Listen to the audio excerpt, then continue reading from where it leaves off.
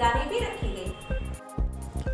Police अधीक्षक दिनेश सिंह के द्वारा बताया गया कि उच्च न्यायालय के आदेश के क्रम में पुलिस लोगों को सचेत करने की कार्यवाही कर रही है। पुलिस की 4 टीमें बनाकर कार्य किया जा रहा है। लाउड स्पीकर के द्वारा भी लोगों को सचेत किया जा रहा है। इसके बावजूद भी जो लोग सचेत नहीं हो रहे हैं उनके ऊपर कड़ी कार्यवाही की जा रही है। ऐसा करने का आदेश कोर्ट की तरफ से दिया गया है। कोर्ट की तरफ से ड्रोन कैमरे के द्वारा चेकिंग करने का आदेश भी दिया गया है। वहीं कुछ लोग चेकिंग के दौरान पुलिस से बहस करते हुए भी दिखाई दिए, उन पर भी कड़ी कार्यवाही की गई। प्रयागराज से हमारे संवाददाता नितेश सोनी की खास रिपोर्ट।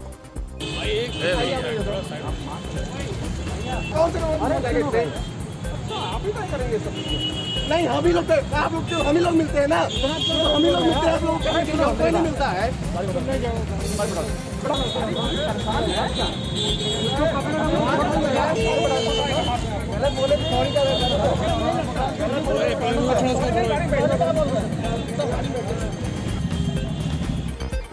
माननीय उच्च न्यायालय के आदेश के क्रम में पुलिस इसमें कई स्तरों पे कार्रवाई कर रही है।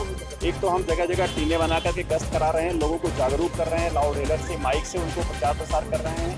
जो हमारे चौराहों पे लगे हुए मोबाइल के ये सिस्टम्स हैं उनको भी हम इलाज कर रहे हैं लोगों को। साथ ही जो वायलेशंस कर रहे हैं उसके बाद जानबूझ के दिख रहा है उनके विरुद्ध जो है चालान की कार्रवाई हो रही है। इसको कवर करने के लिए व्यापक स्तर पर ऑनरेबल कोर्ट का ऑर्डर था कि ड्रोन कैमरे से निगरानी की जाए, जिसके परिप्रेक्ष्य में शहर को 4 पार्ट में बांट करके ड्रोन कैमरों से हम लोग उसकी सर्विलांस भी कर रहे हैं। उसमें प्राइवेट ड्रोन कैमरों का भी हम लोग सहयोग ले रहे हैं, लोगों से रिक्वेस्ट करके उनसे लेकर के कुछ घंटे चलाया जा रहा है पीक आवर्स में। तो उससे भी हमें कुछ चीज़ें मिल आ रही है कि किन इलाकों में ज़्यादा गैदरिंग हो रही है, कहाँ भीड़ भाड़ हो रहा है, उस हिसाब से आगे कार्रवाई की जाएगी। वहीं दूसरी तरफ प्रयागराज पुलिस के द्वारा 20 दिन की बच्ची जिसका कि अपहरण हो गया था उसको सकुशल बरामद कर लिया गया। पुलिस ने बताया कि 24 तारीख की शाम 8:30 बजे 20 दिन की नवजात बच्ची जिसका कि स्टेशन के सामने से ही अपहरण कर लिया गया था, जिसके पिता स्टेशन के बाहर रिक्शा चलाते थे। आरंभिक जानकारी के मुताबिक पुलिस ने एक लड़के को पकड़ा है जो कि बच्ची को ले जाते हुए कैमरे में दिखाई दिया। पुलिस ने उसी लीड में काम किया। पुलिस ने अपनी पूरी टीम के साथ सीओ और इंस्पेक्टर के साथ सर्विलांस के द्वारा उसे 2 दिन में ही गिरफ्तार कर लिया गया। जानकारी के मुताबिक ये पता चला कि एक दंपत्ति जिसके 8 साल से बच्चे नहीं हो रहे थे, उन्होंने इस घटना का ताना बुना। 24 तारीख की शाम को 8:30 बजे एक 20 दिन की नवजात बच्ची जिसका स्टेशन के सामने ही इसके फादर रिक्शा चलाते थे, वहाँ से उसके अपहरण कर लिया गया। थोड़ी देर आरंभिक जानकारी के बाद मालूम चला कि एक लड़का के फोटो आई, फिर उसके लीड पे काम किया गया तो पहचान हो पाई कि एक व्यक्ति था जो स्टेशन के आसपास ही रहता था, वो उठा के ले जा रहा है।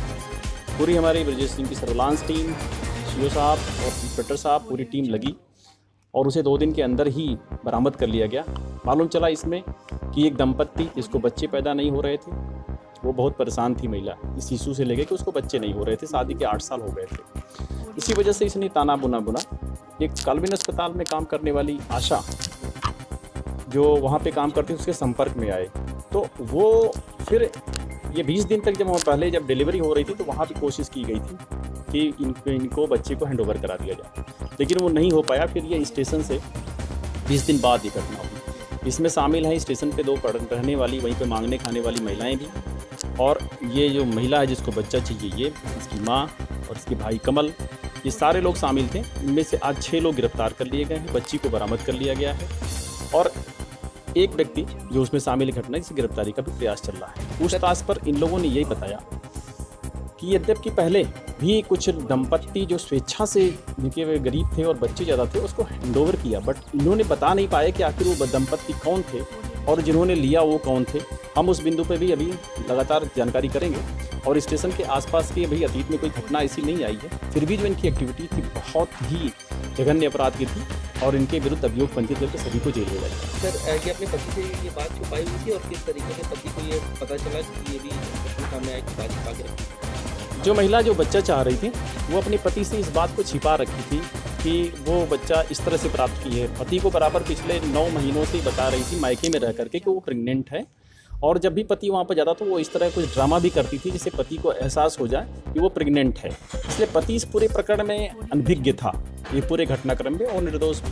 सर, हाईकोर्ट के निर्देश के बाद और कहा